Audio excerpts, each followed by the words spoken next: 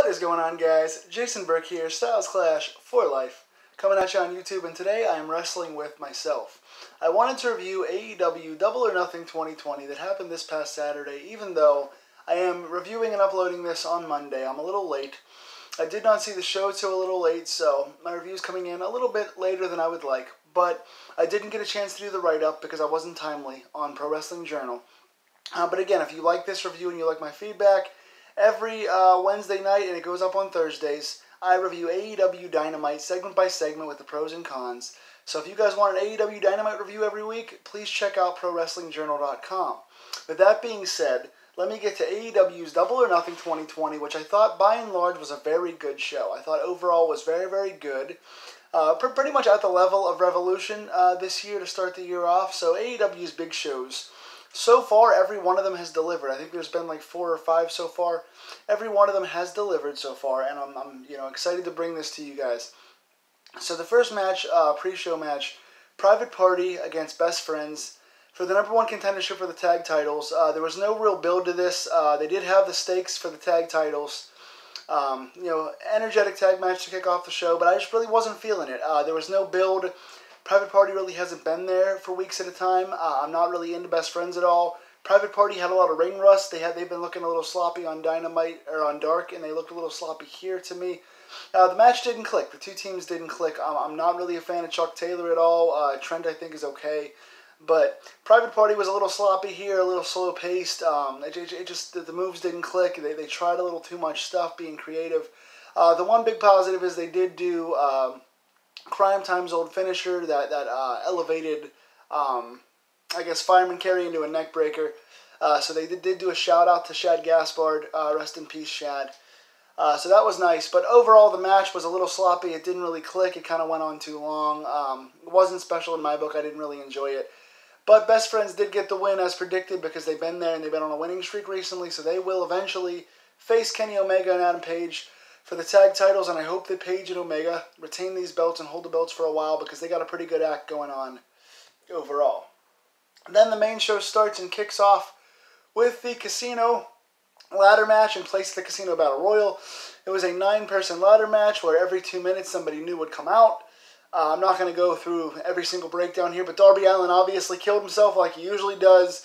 He took his skateboard, he climbed a ladder, he jumped off the ladder, onto his skateboard, onto another ladder, and it looked like he broke his leg. He didn't. He came back. Took a few big throws from somebody else later in the match. He pretty much was in this match very briefly. I think he got pretty hurt on a couple of the spots. But he did get tossed around quite a bit. Phoenix got injured this past Wednesday, so he was replaced in the match by Joey Janela. All in all, this was what you would expect. A fun spot fest, fast-paced, high spots, lots of ladders, lots of tables. It was just basically a big mishmash of spots. Everyone looked pretty good. Nothing really stood out except for a couple of dangerous spots until the mystery person came out. Number 9 was a big mystery, and it was one of the possibilities that I had guessed, Brian Cage. Brian Cage was apparently signed months ago by AEW, but then he was injured when he signed, so he was held off TV, and they said that he didn't sign, so they could bring him back as a surprise now that he's finally cleared. For you guys that don't know Brian Cage, he is a big, giant, beefy man who's extremely, has a big gym body, but he also is very athletic. He's got a big offensive arsenal. He can high fly. He's super agile for his size. I'm kind of surprised they brought him in now, just because they've recently brought in a bunch of guys that are kind of similar in style. You already have Wardlow, who has a very similar look and similar arsenal to Cage. Cage is a little bigger and has more of an arsenal, but Wardlow is very similar and younger than Cage. And they also recently have brought in Brodie Lee and Lance Archer, who also are big guys who can fly around the ring for their size and are agile too. And you also already have Jake Hager, who kind of has that, and Luchasaurus, who does that as well. So now you've got like 5 or 6 big, high-flying, agile power guys that are on the roster, especially with Wardlow there. It seems a little weird, but you can never have too many good, talented guys who look like wrestlers with great bodies.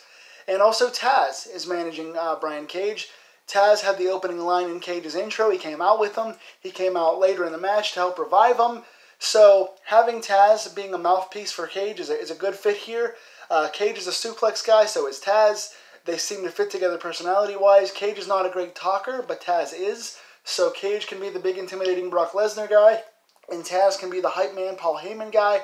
That fits very well, and it plays into what they've done recently with Taz trying to recruit Darby Allin and Darby Allin blowing him off. So Cage comes out and destroys Darby Allin to continue that storyline. So I could see Cage and Darby Allin having a big man versus little man feud pretty soon. Cage wins the match, pulls down the chip, and gets the #1 contendership against Jon Moxley. So someone debuts in one night and already is #1 contender, gets a big title shot. So it puts you in a weird spot because, again, do you want to have your new champion lose pretty early in his run, or do you want to have this brand new beast who's in his second match lose later on? So I don't know how you want to book that match, but apparently they're doing Moxley against Cage at Fyter Fest. Should be a good, intense match. I'm glad Cage is there. He's a good guy. He's a great wrestler. He has a good fit with Taz. I like the booking of this, and I like making Cage strong on his first night. So a solid match, good finish. Then we had MJF versus Jungle Boy. I really enjoyed this. A lot more than I expected. I love both guys. Jungle Boy's a great seller. He's a good bumper. He's a good underneath face. He takes a good beating. He's likable. MJF is your natural smarmy prick heel. He's the best heel in wrestling right now. He's the best character in wrestling right now. So these two guys are a natural fit, but there was really no build-up or hype for this. It was announced a few weeks ago, and MJF cost him a match. No big deal, but this wound up being a really good, fun wrestling match. A lot of good false finishes. They had Jungle Boy look resilient in defeat. He put up with a lot. He sold the arm well. He didn't use his arm when MJF was working his arm. He sold his arm very well throughout the match. They just did a lot of nice callbacks to things in this match. I just really enjoyed the arsenal. MJF pulled out a lot of wrestling moves. Like I said, Jungle Boy sold very realistically throughout. Good counter wrestling, good submissions. I just like this a lot all the way through. MJF gets the win with a British-style cradle. He holds the arms and does the back bridge cradle. And MJF gets the win. It gives MJF a nice, big, strong win, but also gives Jungle Boy a nice looking strong in defeat here. So good booking, good match, good winner. I liked everything about this. Then we had Cody versus Lance Archer for the TNT Championship. And it was kind of a tale of two matches. As a match, it was really solid. It was a longer match, but it was done in such a way that it was paced well, where Archer looked really strong, beating up Cody for the majority of it. It wasn't back and forth, back and forth. They had Cody take a nice beating, which he does well. They had Archer knocking around Cody, tossing him everywhere, doing his athletic stuff. The tightrope walk on the ropes like Taker and then into the moonsault was nice. So Archer looks strong here. Cody takes a beating but keeps on ticking. And then it kind of gets weird. Mike Tyson doesn't really get involved. He just kind of sits at ringside and sometimes kind of falsely cheers and looks kind of weird and awkward doing it. Sometimes they cut to him and he's yawning, which is awkward in general. The TNT title doesn't look very good, even though it's not finished yet. The gold plating didn't come in yet, so it's going to look better. But right now it doesn't look very good, in my opinion. As a match, like I said, this was good, but it went a little bit long. And then also, Arn Anderson got involved one time. Tyson told the ref to kick Arn Anderson out, even though Tyson was cheering for Cody and he was a face. So that didn't make much sense. And then the referee, after kicking Arn Anderson out, also kicked out Jake Roberts, which didn't make any sense because Jake didn't do anything wrong. And then Jake came back out after he was kicked out, which didn't make sense because nothing really happened. Tyson kind of got up and told Jake to leave, and then he kind of wandered around because he didn't know where to go, so that was awkward.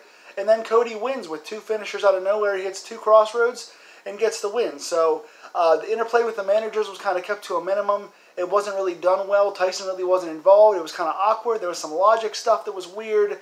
I didn't really understand. And then Cody kind of gets the win. So anyway, at least Cody's a good choice for the first TNT champion. He can't challenge for the world title, but he is a main eventer who's been on a journey. So now you've got two legitimate main eventers holding your two belts. And this mid-card title seems on par with the world title. So at least they did that. And at least even though Archer lost in his pay-per-view debut, which is kind of weird, at least they had him look strong and dominate Cody for most of the match before losing. So Archer doesn't take too big of a hit in losing here. And I wonder if this will go on going forward. So decent match, but some weird stuff happening in there. Kind of average overall at the end here. Then now this is where the show starts to kind of fall down a little bit. The last three matches were all very, very good or solid. Now it starts to kind of fall up a little bit. We had Chris Statlander against Penelope Ford. Britt Baker gets injured on Wednesday. She had her knee messed up, so they just inserted Penelope Ford as a replacement into the match for no reason, with no heat. They should have canceled the match. There was no reason to have it. Baker and Statlander already had very little reason to be fighting in the first place. Now you just toss Ford in there for no reason to have a match, just to have a match. They should have just canceled it and had one less match on the show and been a little shorter. I don't like putting this on there for no reason. They didn't click very well. It was kind of sloppy. It was kind of slow. There was no investment in the match. There was no character reason to be involved in the match. So, whatever. No big deal. Not a very good match. Statlander gets the win with the Big Bang Theory. Good for her. Then we went on to the match that I really disliked the most. I was ambivalent toward the last match, but this match I didn't like at all. Shawn Spears comes out. He says that Dustin's retired and he's not going to be there, even though he's the one that challenged Dustin to a match in the first place. Then he plays Dustin's music and says Dustin's not coming. Then Dustin's music plays again. Brandy comes out. Dustin comes in from behind and they have a match. So the announcers and Shawn Spears act like Dustin is not going to be there and they haven't seen him all day, even though he is there. They play up his retirement for no reason. I don't really understand why. And then they have a real short match. And not only does Dustin pretty much squash Shawn Spears, but he pulls down his tights to reveal his butt, so Spears walks around with his butt out for half the time. And then he pulls down his whole pants and makes him just in his trunks. And you see a picture of Tully Blanchard on the crotch of Shawn Spears. So Shawn Spears is a comedy goof now, and then he gets squashed by Dustin. So he looks foolish. He looks dumb logically for challenging a guy that he knows is there. He gets squashed in the match, and he looks stupid by having his butt out and having his manager on his crotch for no reason. So now he's just a comedic goof. He had been doing really good promo work. He's a good heel. He's a good character. He has a good look. He has Vince McMahon cachet from being in WWE before. He's been doing he did the Shawn Spears news thing last week, which was nice. He's been on kind of a win streak, and then all of a sudden you have this older guy who doesn't need the win come in and squash him and make him look stupid. So you don't really do much for Dustin here, and you really kind of hurt Shawn Spears, booking-wise. So Spears was on a roll as a heel, and now he suddenly just looks like crap. So I didn't understand the logic behind this, and I don't like underusing Shawn Spears, who I think, in my opinion, is the most underused guy on the roster. I think he's got everything it takes to be a level of heel, a cocky, top-level, mid-level heel, to where MJF and like Sammy Guevara are. But right now he's at the bottom of the card, so I didn't like this very much. Then we go on back up toward the top again. What's next here? Let me see. I don't have these matches written in order. I apologize. Okay, there's 3 matches left. So we have the Women's Championship No DQ match between Nile Rose defending against Hikaru Sheeta. And pretty solid match. Again, I'm not very invested in the feud. Nyla Rose, I think, is okay, but nothing special to me. I like her, but not all that much. Hikaru Sheeta is a good technician, good in the ring, but there's no character, there's no mic skills, there's nothing to invest in, so I wasn't invested in this match at all, and I was pleasantly surprised. I enjoyed this match. I don't love either person, but I liked the match. I thought it was good, intense. I love AEW sets. They make these unique sets, and this Double or Nothing set was great. They had cards, like poker cards with the faces of Moxley and Brodie on them laid out. They had chips, big gigantic chip props laid out. They had poker tables, and the women used a lot of this. They went around the arena, they went around the stands and stuff.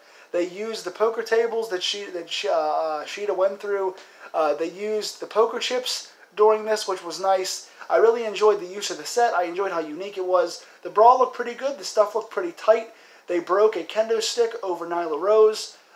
It went a little long, too many false finishes. Rose kicked out of, I think, 2 or 3 of Sheeta's knees. So it was a little overkill at the end. It could have been like 5 minutes shorter. But Sheeta gets the win overall. Overall, wins the championship. I was not a fan of having Nyla Rose lose this soon. I think Nyla Rose should have been a big dominant champion for a long time. Have her hold the championship until like a Britt Baker or a Statlander was able to take the belt off her like a year from now. So to have your big dominant champion lose pretty soon to somebody where there wasn't much build-up with Sheeta, so I disagree kind of with the finish here. But again, people like Sheeta, the AEW community likes Japanese wrestlers, they like the Joshis, they like Sheeta, so it's fan service to them. Sheeta is a hard worker, she does do good work in the ring, so maybe we can have some pretty solid matches with Sheeta as she continues to grow a character and does more connection with the audience once we get an audience back in the arena. So I don't love the finish, but the match was solid, and I can see where they're going with Sheeta. So hopefully they can keep Nyla Rose toward the top of the card, and Sheeta can use her ability in the ring to make some pretty good matches to build this women's division back up again, because it has never been very good in the first year for AEW. So good match here. We'll see where this goes. Then the final 2 main events where the show really peaked at the top. My 2 favorite matches here. Jon Moxley versus Brodie Lee for the world title. They start off with security guys in the ring, keeping Brodie and Moxley separate while they do the introductions to make it feel more intense and real, like a big fight feel. This was great. This one had the most to prove. People were talking crap on this match. They say they haven't liked the build for this. They haven't liked Brodie in the Dark Order.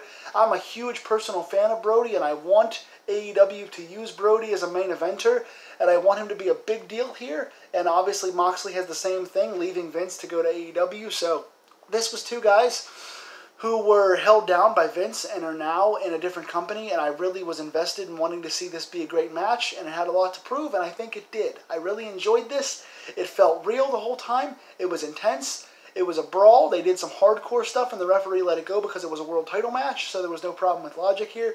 They used those cards, those poker cards I was talking about. They did a suplex through them.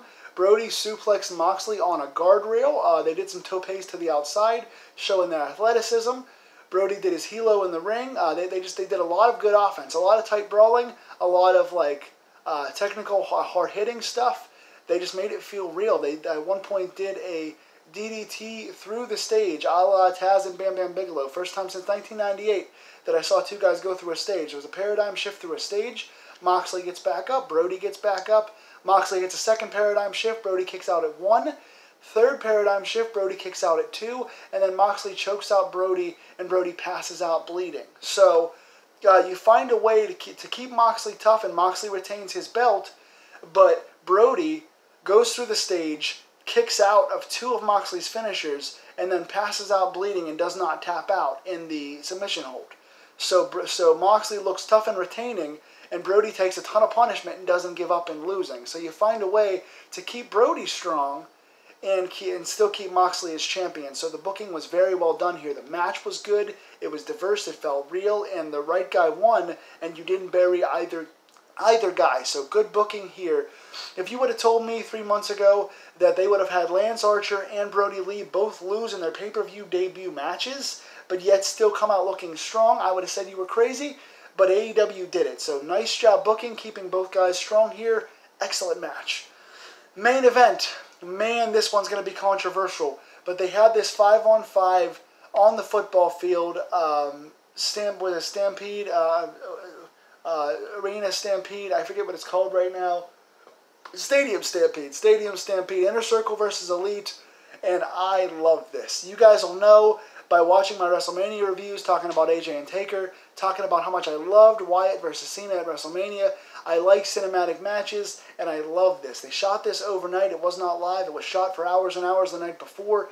So much fun. I'm not going to go over all the spots because it was like a 40-minute match of crazy spots, but they did so much stuff here. One of the Bucks moonsaulted off of the goalpost onto the ground.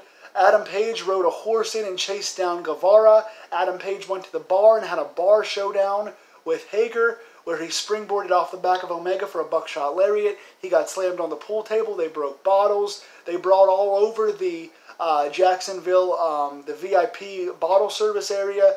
They went up to the pool area where Proud and Powerful tried to drown Matt Hardy, and each time he was getting drowned, they cut to a camera under the pool, and he popped back up, and a different iteration of Matt Hardy. He changed his clothes and his persona under the water. He came back up as like the Matt Fax Mattitude follower from 2001 when he was doing the Mattitude stuff. He got out of being drowned, and he put one of the Proud and Powerful in the ice chest as a callback to a few weeks ago. They did a thing where he tied the other Proud and Powerful guy, I think it was Ortiz, to a wheelchair, and tied him up. They did a thing where one of the Bucks suplexed Guevara from the 10-yard line all the way down the 100-yard field and celebrated in the end zone. They threw a flag for a celebration. Jericho threw a challenge flag at a 2 count. They went in one of the Jaguars thing's mouths. The Jaguar mascot got mad. They used the Jaguar prop, and Jericho gave it his back elbow finisher. They had the Jaguar cheerleaders on the field cheering. They did a callback to Sammy Guevara getting hit by the golf cart. They scaled the stands and went to the top of the arena.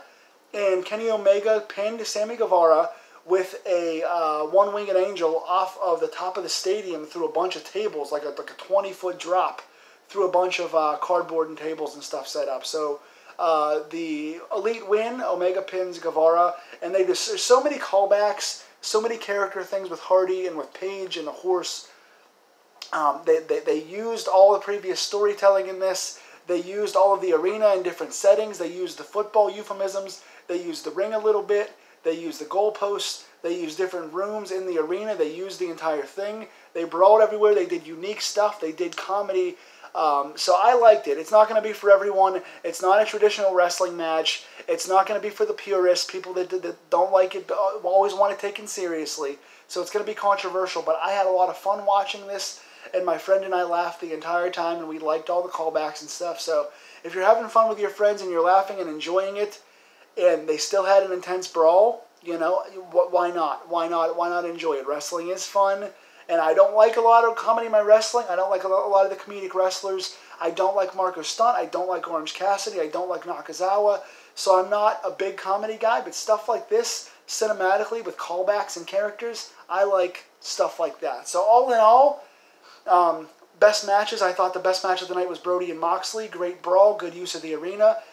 Stadium Stampede, fun, use of the arena. And MJF and Jungle Boy, good wrestling match, good characters, pleasant surprise. Love those three, and I also like Cody and Archer, and I like the fun spot ladder match. So three very good matches and two solid matches as well. Nothing really bad on the show except for the burial of Sean Spears. So all in all, I give this show like an A-B+ grade. Really enjoyed it, like 7.5 out of 10 kind of thing. Really enjoyed it overall. What did you guys think? What's your favorite match? What did you think of the Stadium Stampede? Tell me in the comments below. I hope you guys liked it, and I hope you guys will join me again this Wednesday and every Wednesday following for AEW Dynamite review on ProWrestlingJournal.com. I will see you guys soon. Take care and stay safe.